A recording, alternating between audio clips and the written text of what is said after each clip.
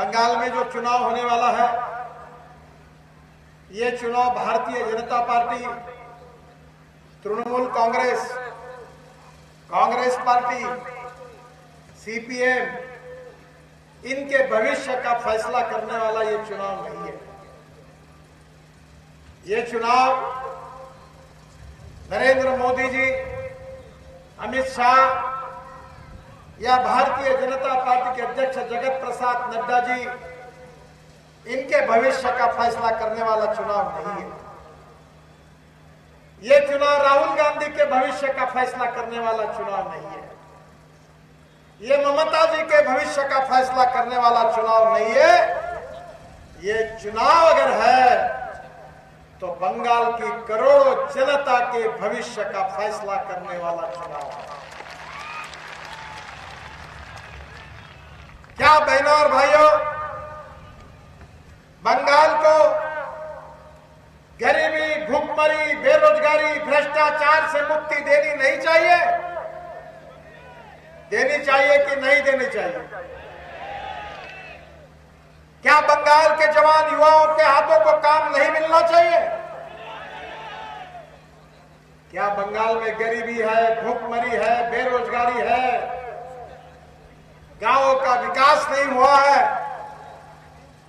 और बंगाल की जनता भय, भूख, आतंक और भ्रष्टाचार के साए के नीचे जी रही है? बहनों और भाइयों, हम बंगाल की तस्वीर को बदलना चाहते हैं। गांव, गरीब, मजदूर, किसान का कल्याण करना चाहते हैं। हम देश में गरीबी को दूर करके हमारे हिंदुस्तान को सुखी, समृद्ध, संपन्न, शक्तिशाली बनाना चाहते हैं। गांव, गरीब, मजदूर, किसान का कल्याण करके हिंदुस्तान को दुनिया के नंबर 1 की महाशक्ति बनाना चाहते हैं। यही भारतीय जनता पार्टी का सपना है, यही नरेंद्र मोदी जी का सपना है और यही हम बैठे हुए सब कार्यकर्ताओं का सपना है। पिछले 5 साल हमारे दिल्ली में मोदी जी के नेतृत्व में भारतीय जनता पार्टी का शासन। आप अनुभव करिए, 5 साल में जो 50 साल में इस देश में नहीं हो सका, वो 5 साल में मोदी जी के नेतृत्व में हमारी सरकार ने इस देश में करके दिखाया। बहनों और भाइयों, 35 करोड़ लोगों के प्रधानमंत्री जनधन योजना में बैंकों में अकाउंट खोले गए।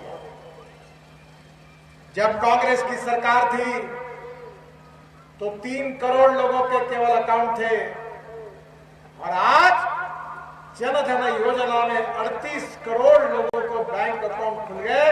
गरीब लोगों के अकाउंट में डायरेक्ट पैसे जमा होते। ये चमत्कार हमारी सरकार ने करके दिखाया। बहनों और भाइयों, 9 करोड़ गरीब लोगों को, जहां घरों में चूल्हा जलता था, कोयला, लकड़ी जलती थी, मां बहनों के आंखों को कैटरेक्ट हो जाता था, हमारी सरकार ने 9 करोड़ गरीब परिवारों को गैस की सेगड़ी और सिलेंडर दे दिया और आज उस घर से धुएं को गायब कर दिया। ये काम हमारे सरकार ने करके दिखाया। मुझे याद है, मैं महाराष्ट्र में हूं, महाराष्ट्र से आया हूं। अटल बिहारी वाजपेयी जब देश के प्रधानमंत्री थे तो उस समय मैं महाराष्ट्र, मुंबई में मंत्री था। आप कभी मुंबई आओगे तो समुद्र पर मैंने बहुत बड़ा ब्रिज बनाया, वर्ली बांद्रा सी लिंक प्रोजेक्ट। मुंबई में 55 उड्डान पुल बनाया और मुंबई और पुणे के बीच में द्रुतगति महामार्ग बनाया था। अटल बिहारी वाजपेयी ने जब मुझे दिल्ली बुलाया, उस समय मेरी उम्र 34 साल की थी और वाजपेयी जी ने मुझे कहा कि हिंदुस्तान के हर गांव की जनता बहुत दुखी है। गांव के बच्चे स्कूल में नहीं जा सकते,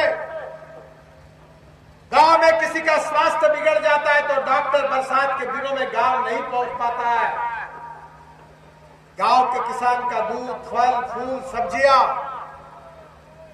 रास्ता न होने के कारण शहर में वो बेचने के लिए नहीं ले जा सकता। नितिन, ऐसी योजना तैयार करो कि हिंदुस्तान के 6.5 लाख गांवों को मजबूत रोड से बनाया जाए। वाजपेयी जी ने मेरे ऊपर जिम्मेदारी दी, 3 महीने में मैंने योजना तैयार की और बहनों और भाइयों, उस योजना का नाम था प्रधानमंत्री ग्राम सड़क योजना। और हिंदुस्तान के 6.5 लाख गांवों में से 1,80,000 गांवों को मजबूत रोड से जोड़ने का काम अगर किसी ने हिंदुस्तान के इतिहास में किया है तो उस नेता का नाम अटल बिहारी वाजपेयी है। यह मैं अभिमान के साथ कह सकता हूं। ममता जी हमारे बारे में कहती है कि ये भाजपा वाले बाहर के हैं। ममता जी, हम बाहर के कैसे हैं? हम जिस जनसंघ की विचारधारा को लेकर हमने कार्य का शुभारंभ किया था, जिसी विचार के आधार पर भारतीय जनता पार्टी बनी, वो हमारे प्रेरणा स्तोत्र डॉक्टर श्यामा प्रसाद मुखर्जी इस बंगाल की भूमि में पैदा हुए थे, तो हम बाहर के कैसे हैं? हम चुनाव को देखते हुए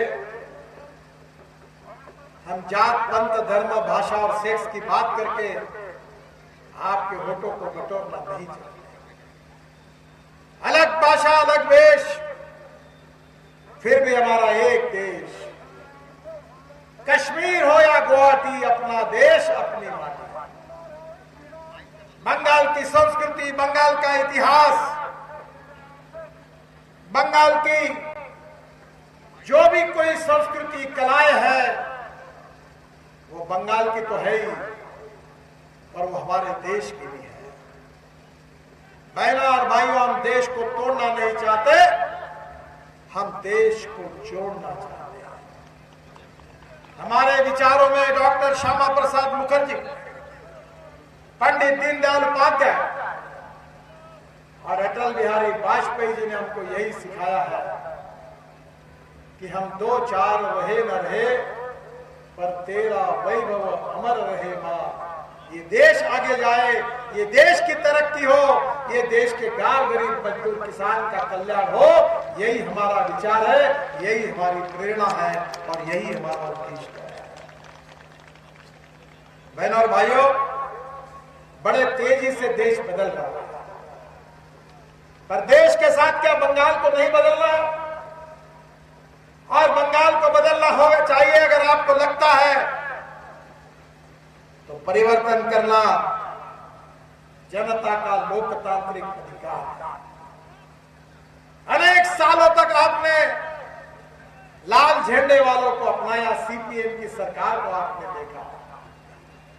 अनेक सालों तक आपने कांग्रेस को मौका दिया था और 10 साल से भी ज्यादा समय आपने ममता जी को दिया है, पर बंगाल सुधर नहीं पाया। युवाओं को रोजगार नहीं है, किसानों को उनके फसल के सही दाम नहीं मिल रहे हैं, गांव, गरीब, मजदूर, किसान दुखी है, गांव में स्वास्थ्य की सुविधाएं न पर्याप्त नहीं है, अच्छे रोड नहीं है और बंगाल के जवान लोगों के हाथों को काम नहीं है। बहनों और भाइयों, हम बंगाल को बदलना चाहते हैं। मैं खुद मेरे विभाग से 1 लाख करोड़ से ज्यादा काम रोड के बंगाल में कर रहा हूं, पर बंगाल की सरकार अगर लैंड एक्विजिशन नहीं करेगी तो मैं काम कैसे कर सकता हूं? तृणमूल कांग्रेस के एमपी मेरे पास आते हैं कि ये काम कर दो, मैं बताता हूं पैसा भी है, काम भी कर देता हूं, पर अगर लैंड एक्विजिशन नहीं होगा, सरकार नहीं करेगी तो मैं रोड कहां से बनाऊंगा? बहनों और भाइयों, मुझे खुशी हुई है कि बांकुरा से पुरुलिया तक 341 किलोमीटर की लागत से 84 किलोमीटर का मार्ग हमारे राष्ट्रीय महामार्ग की ओर से हमने बनाकर पूरा किया है। पश्चिम बंगाल के आसनसोल, दुर्गापुर तथा झारखंड के लिए इसके लिए कनेक्टिविटी बेहतर होगी। कम विकसित पुरुलिया जिला जो पिछड़ा हुआ है उसका मुख्य औद्योगिक क्षेत्रों से संपर्क हो जाएगा और जिसके कारण इस जिले के लोगों को रोजगार मिलेगा। पुरुलिया से चांडिल तक 709 करोड़ रुपए की लागत से 74 किलोमीटर के मार्ग निर्माण करने का हमने निर्णय किया है। काम को अवार्ड कर दिया है, काम शुरू हो जाएगा और जून 2022 तक ये काम पूरा हो जाएगा। ये वचन मैं आपको देता हूं। यह मार्ग बनने से झारखंड के रायगंज, धनबाद, बोकारो से होकर पुरुलिया होते हुए चांडिल तक जाएगा।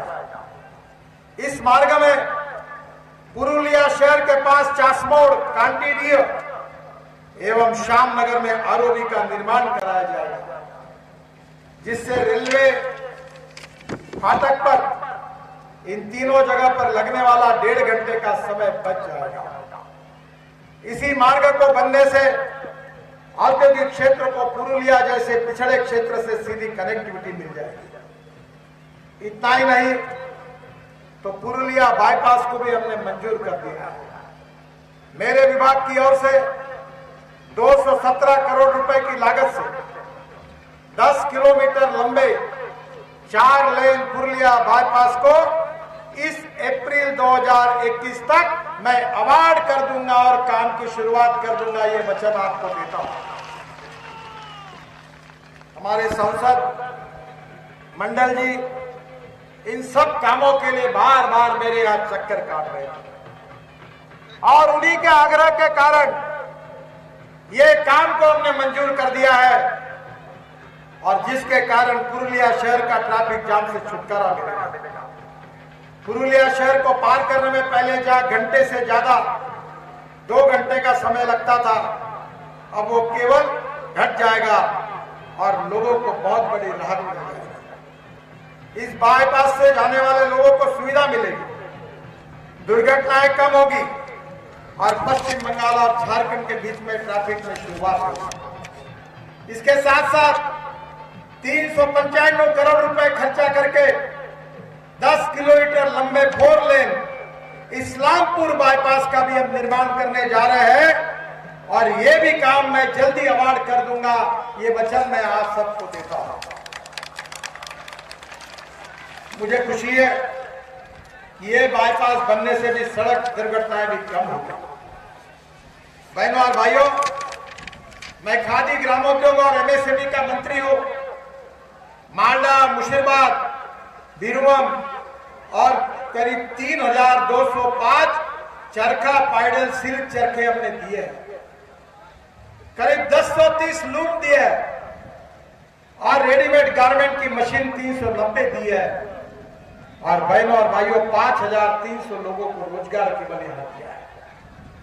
मैं पुरुलिया जिले में भी यहाँ के महिलाओं को, यहाँ के युवाओं को रोजगार देने के लिए तैयार हूं, पर हमारी योजना का फायदा लेने वाली सरकार को चाहिए। हमने अभी गोबर से पेंट बनाया है, 5 रुपए किलो गोबर का भाव मिलेगा और ये पेंट मार्केट में जो भी कंपनी का पेंट है उससे ये इनामल पेंट और डिस्टेंपल कई गुना अच्छा है और इसकी कीमत आधी है।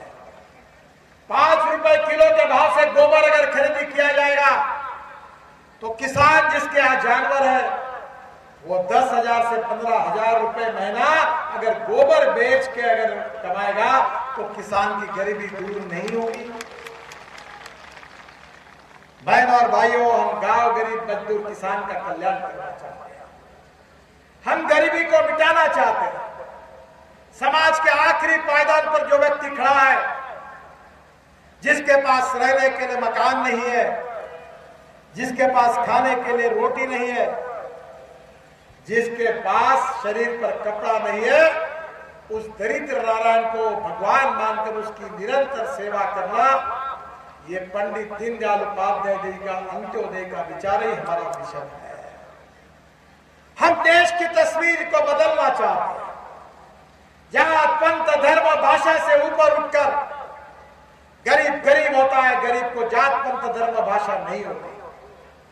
अभी नरोत्तम जी ने आपको बताया कि मैं मंत्री बना तब तुम्हारे बंगाल में हर गांव में आदमी को आदमी खींचने वाली साइकिल रिक्शा चल रही थी। मैंने कानून बनाया और मैकेनाइज्ड ड्रिवन ई रिक्शा लाई और आदमी को धोने वाली रिक्शा जो मानवता का शोषण करने वाली थी वो समाप्त करने का काम हमने किया है। वो ये सरकार है जो गरीबों की सरकार है। बहनों और भाइयों, आपके आशीर्वाद से दिल्ली को तो इंजन मिला। मोदी जी के नेतृत्व में हमारी राजधानी सुपर फास्ट दौड़ रही है।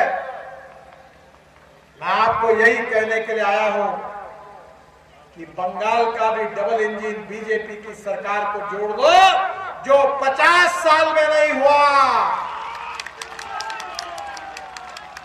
जो 50 साल में नहीं हुआ, वो बीजेपी के शासन में 5 साल में बंगाल में हम करके दिखाएंगे। ये वचन देने के लिए मैं आपके पास आया। आपके आशीर्वाद चाहिए, आपका समर्थन चाहिए और आप में इतनी ताकत है कि मेरा विश्वास है चुनाव के दिन सुबह उठिए, आपका जो भी भगवान है उसका दर्शन करिए और चुनाव केंद्र पर जाइए, मतदान केंद्र पर, और कमल की बटन दबाइए। ऐसा करंट लगेगा कि ममता जी अपने कुर्सी से 2 फुट ऊपर उठ जाएगी। बस ये करंट लगा दो और फिर देखो विकास के बल कैसे आपके घरों में चलेंगे। बंगाल की तस्वीर बदल जाएगी। गांव गरीब मजदूर किसान का कल्याण होगा, महिला पुरुषों को रोजगार मिलेगा, युवाओं को रोजगार मिलेगा और सुखी समृद्ध संपन्न बंगाल हिंदुस्तान के प्रगतिशील और समृद्ध राज्यों में निर्माण होगा। इसी बात के लिए आपका आशीर्वाद मांगने के लिए मैं आया। आपका आशीर्वाद दीजिए, भारतीय जनता पार्टी को जिताइए और बंगाल की तस्वीर को बदलने का काम करिए। तख्त बदल दो, ताज बदल दो, भ्रष्टाचारियों का राज बदल दो। ना रहेगा गरीबी, ना रहेगी भूखमरी, ना रहेगा भ्रष्टाचार, ना रहेगा आतंक। गरीबों की सरकार होगी, गरीबों का आवाज सुनने वाली सरकार होगी। और इसी बात के लिए आप आशीर्वाद दीजिए। यही आपसे अनुरोध करते हुए फिर से एक बार चुनाव प्रचार में जरूर मैं आऊंगा। कल हमारे पार्लियामेंट बोर्ड की मीटिंग है और चुनाव के लिए उम्मीदवार तय होने का कार्य शुभारंभ हुआ है। आज परिवर्तन यात्रा यहां आई है। मैं परिवर्तन यात्रा के सभी नेताओं को परिवर्तन यात्रा जिस प्रकार से निकाली गई और आपने जिस प्रकार का समर्थन दिया है, उसी के आधार पर 2 मई को परिवर्तन होगा। कमल जीतेगा, बीजेपी को मेजॉरिटी मिलेगी। 3 मई को हमारा नेता का चयन हो जाएगा और 4 मई को भारतीय जनता पार्टी का मुख्यमंत्री बंगाल के मुख्यमंत्री के नाते शपथ लेने वाला है। अब इसको कोई रोक नहीं सकता। आपका आशीर्वाद रखिए। इसी भावना के साथ आपको बहुत बहुत धन्यवाद। बोलो भारत माता की।